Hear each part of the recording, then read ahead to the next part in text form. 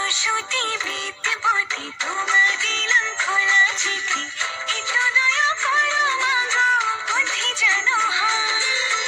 এসব কথা বলছি তোমায় নালিশ করে নয়, এসব কথা বলছি তোমায় নালিশ করে নয়। সরস্বতী বিদ্যাপতি তোমার দিলাম খোলা চিঠি,